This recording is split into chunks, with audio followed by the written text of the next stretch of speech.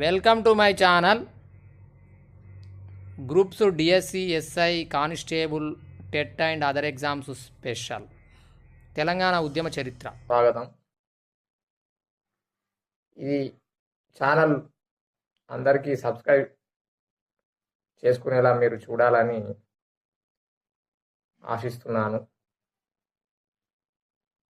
ఈరోజు మనం ఈ వీడియోలో శ్రీకృష్ణ కమిటీ తెలంగాణ ఉద్యమ చరిత్రలో భాగంగా శ్రీకృష్ణ కమిటీ యొక్క నివేదిక గురించి తెలుసుకుందాం. శ్రీకృష్ణ కమిటీ యొక్క నివేదిక అనేది శ్రీకృష్ణ కమిటీని 2010 జనవరి 5న జరిగిన అఖిలపక్ష సమావేశం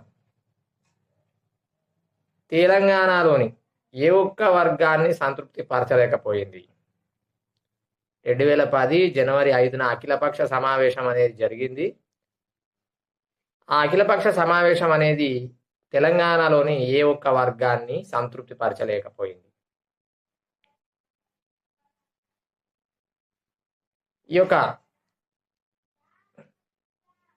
కేంద్ర ప్రభుత్వం ఇది గమనించిన కేంద్ర ప్రభుత్వం తెలంగాణ నూతన రాష్ట్ర ఏర్పాటుకు ముందు విస్తృత సంప్రదింపులు అవసరమనే సాకుతో జస్టిస్ శ్రీకృష్ణ కమిటీని నియమించింది.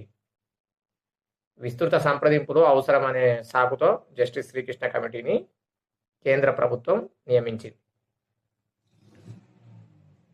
కేంద్ర ప్రభుత్వం శ్రీకృష్ణ కమిటీని ప్రకటించినప్పటికీ తెలంగాణ రాష్ట్ర ప్రక్రియ ప్రారంభమయ్యేంత వరకు శాంతియుత పద్ధతుల్లో తెలంగాణ రాష్ట్ర సాధన ఉద్యమం కొనసాగుతుందని జేఏసీ కన్వీనర్ ఆచార్య కోదండరాం స్పష్టం చేశారు. Telangana joint action committee JAC 2010 ఫిబ్రవరి 7న తెలంగాణ రాష్ట్ర ప్రక్రియను వెంటనే ప్రారంభించాలని జనసంద్రాన్ని తలపించే భారీ బహిరంగ సభలు రెండింటిని నిర్వహించింది జేఏసీ. కేంద్ర ప్రభుత్వంపై కూడా అన్ని వైపుల నుండి ఒత్తిడి పెరగడంతో కేంద్ర హోంశాఖ శ్రీకృష్ణ కమిటీ విధి విధానాలను 2010 ఫిబ్రవరి 12న వెల్లడించింది. 2010 ఫిబ్రవరి 12న వెల్లడించింది. కేంద్ర ప్రభుత్వం 2010 జనవరి 5న రాజకీయ పక్షాలతో నిర్వహించిన అఖిలపక్ష సమావేశానికి కొనసాగింపుగా కేంద్ర ప్రభుత్వం ఆంధ్రప్రదేశ్లోని పరిస్థితిపై సంప్రదింపులు జరపడానికి జస్టిస్ శ్రీకృష్ణ నేతృత్వంలో 5 సభ్యులతో కూడిన కమిటీని నియమించింది. 5 సభ్యులతో కూడిన కమిటీని నియమించింది జస్టిస్ శ్రీకృష్ణ నేతృత్వంలో. జస్టిస్ శ్రీకృష్ణ కమిటీని నియమిస్తున్నట్లు కేంద్ర ప్రభుత్వం 2010 ఫిబ్రవరి 3న ప్రకటించింది. 2010 ఫిబ్రవరి 3న ప్రకటించింది.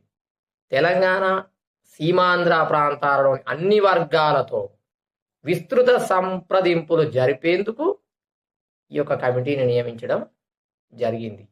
2010 ఫిబ్రవరి 3వ తేదీన ప్రకటించడం అనేది జరిగింది.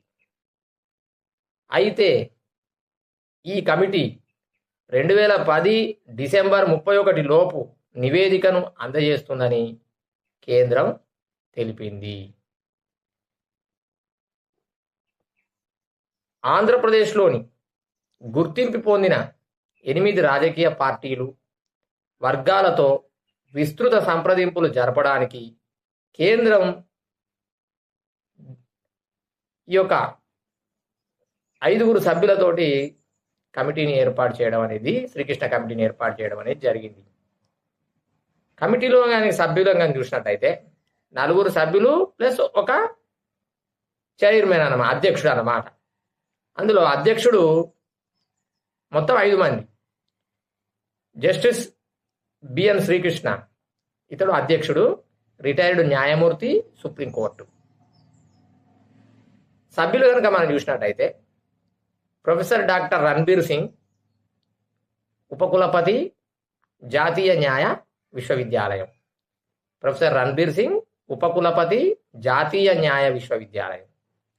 రెండవ వారు doctor Abu Saleh Sharif, senior research fellow, అంతర్జాతీయ ఆహార విధానం పరిశోధనా సంస్థ, ఢిల్లీ.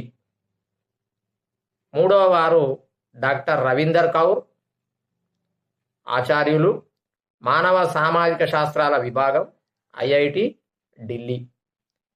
నాలుగవ వారు వినోద్ కే దుగ్గల్, రిటైర్డ్ ఐఏఎస్, హోంశాఖ మాజీ కార్యదర్శి, సభ్య కార్యదర్శి.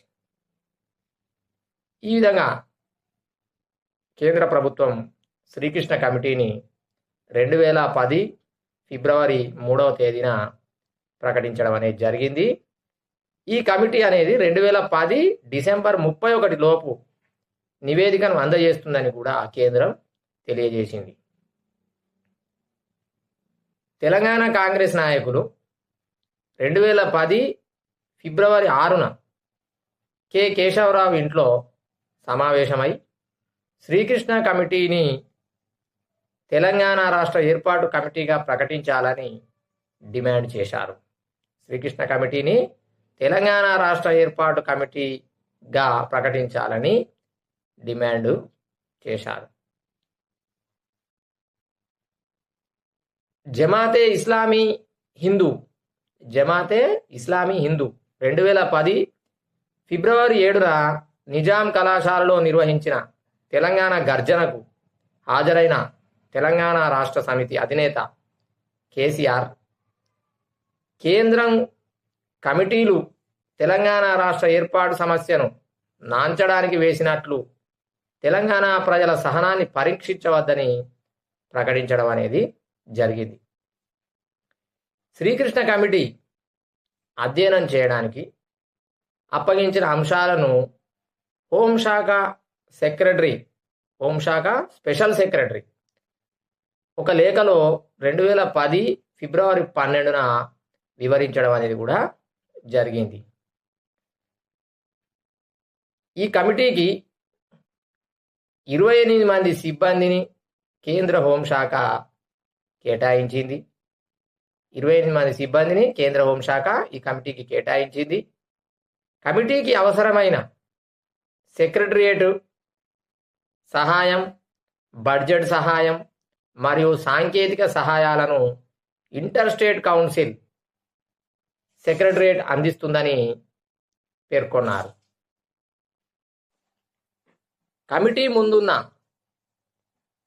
శ్రీకృష్ణ కమిటీ ముందున్న సంక్లిష్టమైన సాంకేతికపరమైన అంశాలపై అధ్యయనం చేయడానికి నిపుణులను నియమించాలని 4 అంశాల అధ్యయనం కొరకు నిపుణులను నియమించడం జరిగింది. ఆ అంశాలు కనుక మనం చూసినట్టయితే, మొదటి అంశము ఆంధ్రప్రదేశ్ జలవనరులు, సాగునీటి అంశాలకు సంబంధించిన అధ్యయనాన్ని సెంట్రల్ వాటర్ కమిషన్ మాజీ చైర్మన్ ఏవి మొహలీకి అప్పగించింది. రెండవ అంశం ఆంధ్రప్రదేశ్ విద్యుత్ రంగానికి సంబంధించిన అధ్యయనాన్ని సెంట్రల్ ఎలక్ట్రిసిటీ అథారిటీ మాజీ చీఫ్ ఇంజనీర్ విబి గుప్తాకు అప్పగించింది. ప్రభుత్వ రంగంలో ఉద్యోగాలు, విద్యా సంస్థలలో రిజర్వేషన్ విషయంలో గల వివక్షపై అధ్యయనాన్ని institute for regulation and competition మాజీ డైరెక్టర్ జనరల్ ముఖేష్ కేకర్కు అప్పగించింది. గ్రేటర్ హైదరాబాద్కు సంబంధించిన అంశాలపై అధ్యయనాన్ని న్యూఢిల్లీలోని సెంట్రల్ ఫర్ పాలసీ రీసెర్చ్ అనే సంస్థకు అప్పగించింది.